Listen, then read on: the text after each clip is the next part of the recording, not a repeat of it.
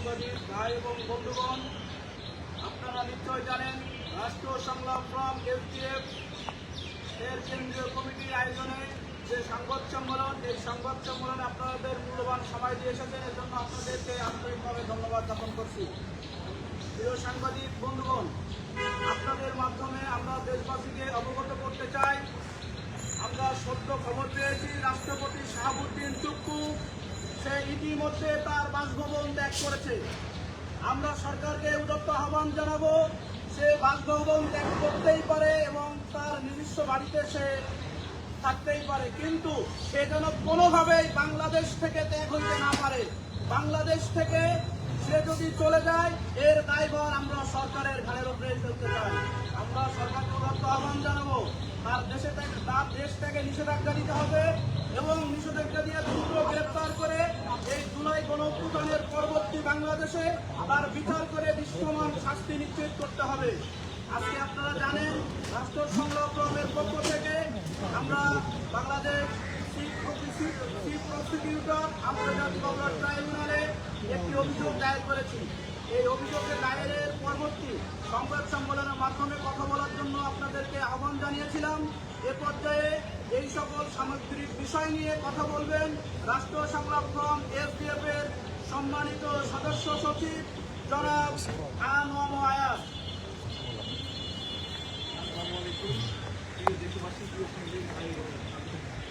আপনারা জানেন মাধ্যমে কয়েকদিন যাবৎ আলোচনা সমালোচনা হচ্ছে নিয়ে সংলাপে সমাধান চাপে পরিবর্তনে বিশ্বাস করে এবং রাষ্ট্রের আইনের প্রতি শ্রদ্ধাশীল রেখে জুলাই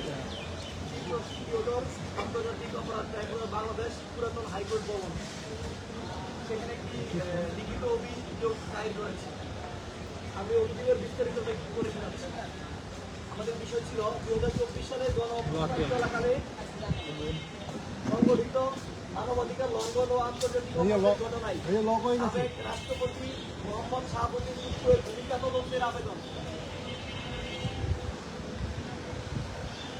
আমাদের অভিযোগ হল, আমি তৎকালীন রাষ্ট্রপতি মোহাম্মদ শাহাবুদ্দিন চুপ্পুর পদত্যাগের দাবিতে শাহবাগে আন্দোলন অংশগ্রহণ করি।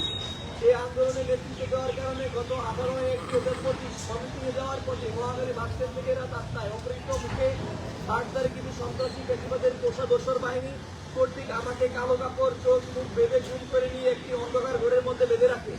সেখানে আমাকে অমানবিক মানসিক ও শারীরিক নির্যাতন করে তারা বলে থাকে আমি যেন আওয়ামী লীগ নিয়ে কোনো কথা না বলি এবং তৎকালীন রাষ্ট্রপতি মোহাম্মদ শাহাবুদ্দিন মেয়ের পদত্যাগের আন্দোলন সহযোগীদের কাছে যেন ভিডিও বার্তার মাধ্যমে আন্দোলন স্থগিত করতে বাধ্য হই।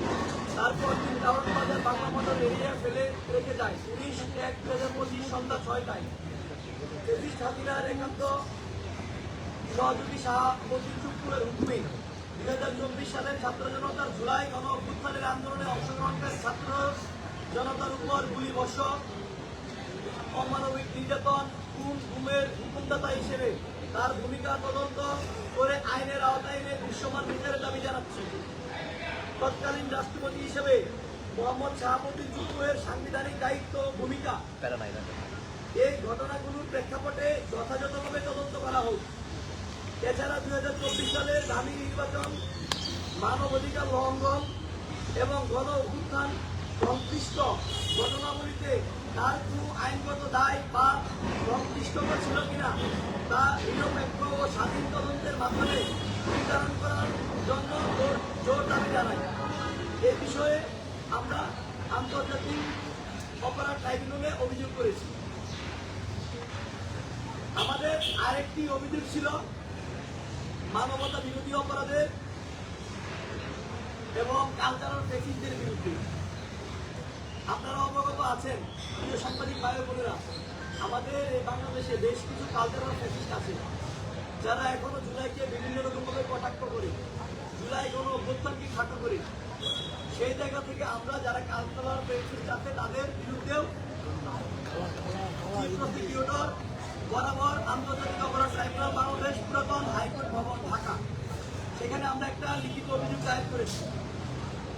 অভিযোগকারীরা হচ্ছে কবির ফেরদৌস আহমেদ, তৎকালীন সাবেক 14-10 আসনের সংসদ সদস্য ও চিত্রনায়ক। অভিযোগকারী নাম্বার 2 মেহের আফরোজ শাওন, অভিনেত্রী ও নির্মাতা, সংরক্ষিত আসনের মনোনয়ন প্রত্যাশী আওয়ামী লীগের। অভিযোগকারী 3 চিত্রনায়ক রিয়াজ আহমেদ। অভিযোগকারী 4 করুণা বিশ্বাস, অভিনেত্রী। অভিযোগকারী 5 শ্রমিক কাইসার, নাট্য ব্যক্তিত্ব। অভিযোগকারী 6 রোকেয়া প্রাচী, অভিনেত্রী ও নির্দেশক। অভিযোগকারী 7 মাহিয়া মাহি, চিত্রনায়িকা ও উপনির্বাচনের প্রার্থী হতে যাওয়া নেত্রী।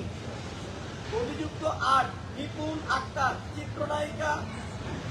অভিযুক্ত 9 তানভীর সুইটি, অভিনেত্রী। অভিযোগকারী 10 রিদি হক, নাটক ব্যক্তিত্ব। তাছাড়াও রয়েছে শান্তা ফারজানা, উমেন মেহেদি, জেনারেলের উপস্থাপিকা সোমা ইসলাম ও সাংবাদিক আনিস আলমগীর সহ বেশ কিছু অভিযুক্তকারী রয়েছে। আমরা সেই বিষয়ে চিফ প্রসিকিউটর বরাবর অভিযোগ করেছি। আজকে প্রিয় ভাইয়ের আমার, আপনারা জানেন জুলাই গণঅভ্যুত্থান হয়ে গেল, আজকে 2 বছর অতিবাহিত হয়েছে। এর মধ্যে এখনো পর্যন্ত দৃশ্যমান বিচার ব্যবস্থা আমরা দেখতে পাচ্ছি না। আমরা বর্তমান সরকার জনাব তারেক রহমানকে বলতে চাই, আমরা কিছুক্ষণ আগেও সামাজিক যোগাযোগ মাধ্যমে খেয়াল করলাম চুপ্পু বঙ্গভবন থেকে তার বাসভবনে যাচ্ছেন।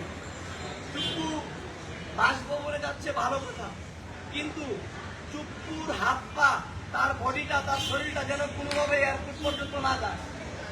সে যদি কোনোভাবে এয়ারপোর্ট দিয়ে পালাতে চায়, তাকে যদি পালাতে সহ সাহায্য করা হয়, বা সেই ব্যাপারে চুপ্পুর ব্যাপারে যদি জুলাই গণঅভ্যুত্থানে যে হত্যাকাণ্ডগুলো চালিয়েছে সেই ব্যাপারে যদি বর্তমান সরকার দৃষ্টান্তের কোনো ব্যবস্থা না নেয়, তাহলে আশা রাখছি ইনশাল্লাহ আমরা যারা জুলাইয়ের সৈনিক, শহীদ পরিবার, আহত জুলাই যোদ্ধা এবং যারা জুলাইয়ের নেতৃত্ব দিয়েছিলাম, তারা বলছি, তাদের পক্ষ হয়ে বলছি, এসডিএফ এর পক্ষ থেকে বলছি, চুপ্পু বের হইতে পারবে না।